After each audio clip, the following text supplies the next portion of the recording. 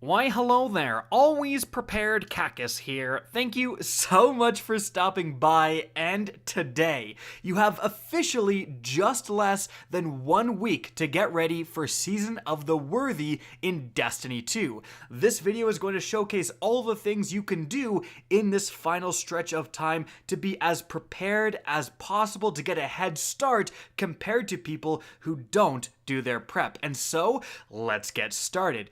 Now, I was planning on putting out this video yesterday so you'd have an even week to prepare, but Season of the Worthy was officially unveiled yesterday, so much information came out. I've obviously done videos covering that. If you haven't seen them, go check it out, but also that allowed us to get kind of a preview of what's coming next season, and that's going to influence some of our tips. So let's get started here with experience. Now, unusually, experience and experience gains isn't going to matter as much as it has in previous seasons, and that's because originally Trials of Osiris would take your artifact power level into account, but Bungie has since retracted that and it's just going to be gear score. So you don't have to go as hard for XP, but you definitely shouldn't ignore it, and that's because although the power level of your artifact won't come into account, the artifact mods themselves absolutely will. Do you guys remember Thunder Coil? Do you remember Arc Battery? Those were huge parts of the PvP meta, and of course with Trials of Osiris being such a key activity, you want to have access to whatever bonkers seasonal mods are possibly available in that artifact. So what are some things you could do to increase your experience gains? First and foremost, you absolutely should be saving some bounties.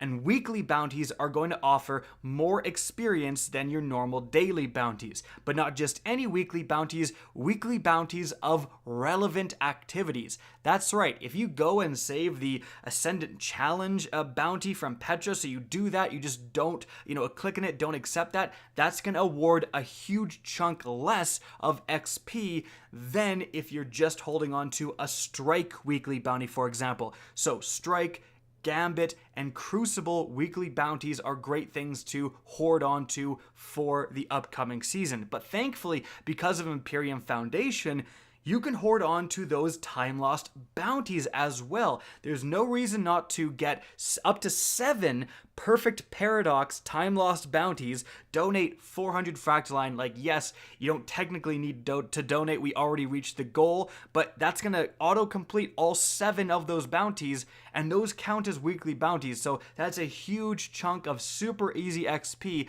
that you can just hold on to, turn those all in when Season of the Worthy starts, and get that free XP.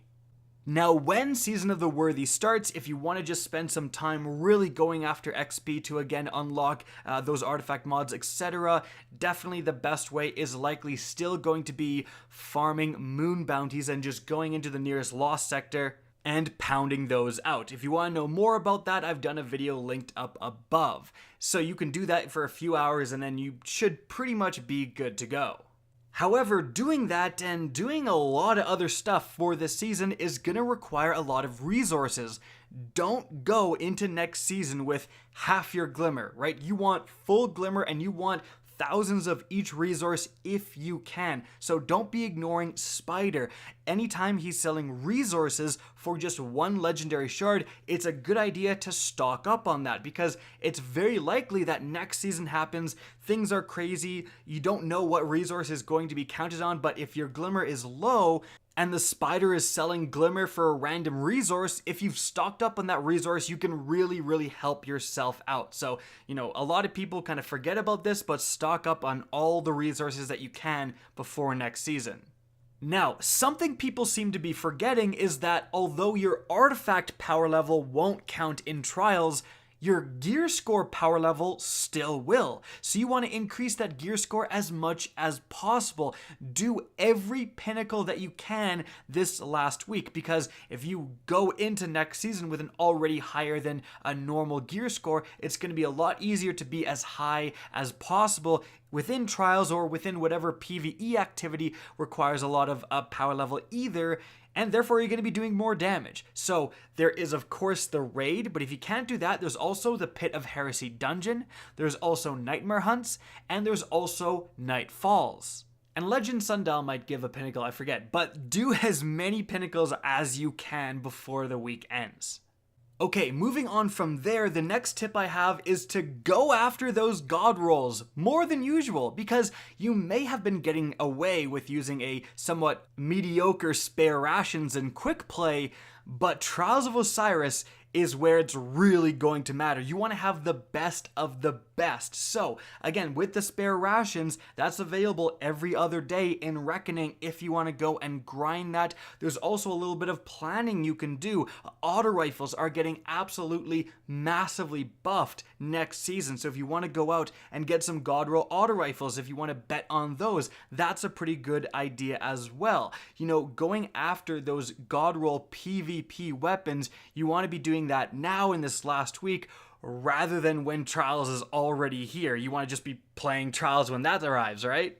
Alright, continuing on from there, the next thing I would highly recommend is getting your hands on Fallen mods. And that's because Fallen seem to be a featured enemy faction next season. During the trailer, we did see a Fallen champion. So that means that Fallen armaments, Fallen barrier, all that stuff is going to be at a premium if you're doing any of the PvE stuff next season. Unfortunately, the only way to access those mods is with the Scourge of the Past raid. So if you can get a group together and do that raid, fantastic, but the mods are actually only available in the kind of secret chest during the Sparrow encounter. And that actually means that you don't technically need to do the entire raid.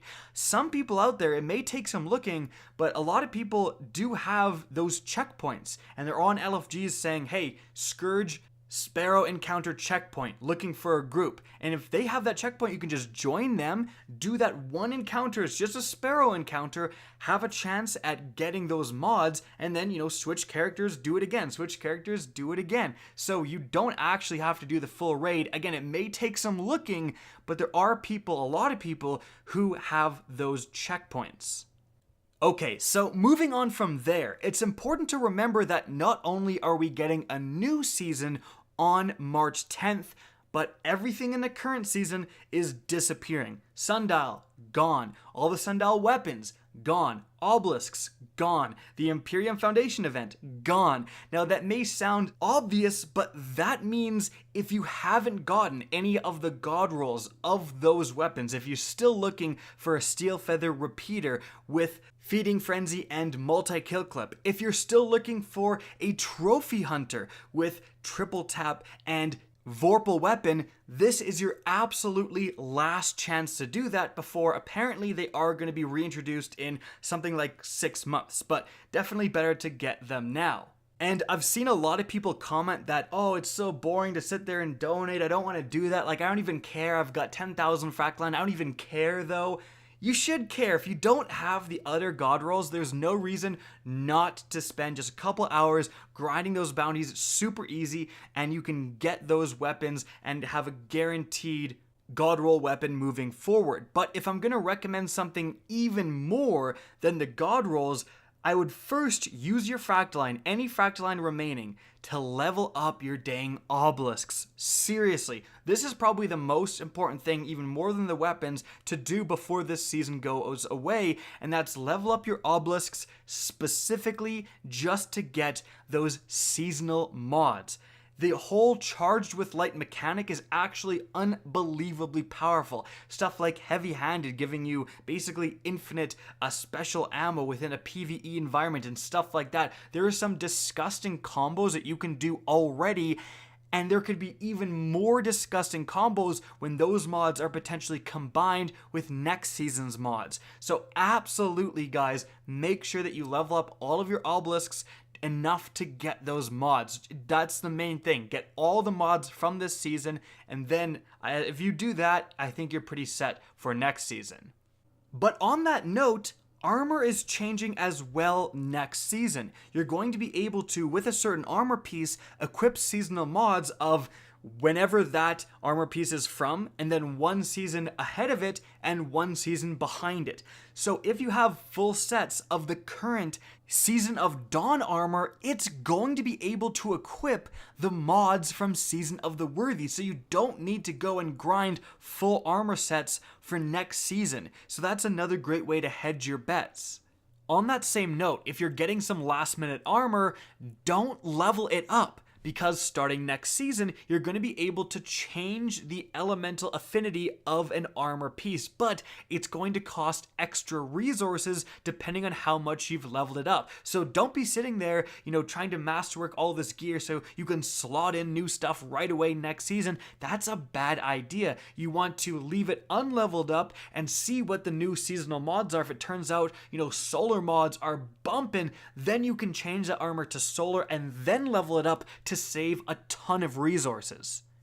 And the only other thing I can think of is if you haven't done your ritual weapons, honestly the only one really worth getting in my opinion is the Python from Gambit, and it really isn't that difficult. It just requires a crap ton of shotgun kills. So if you run like my infinite ammo shotgun build or something like that, if you run double shotguns, you'll get it pretty easily.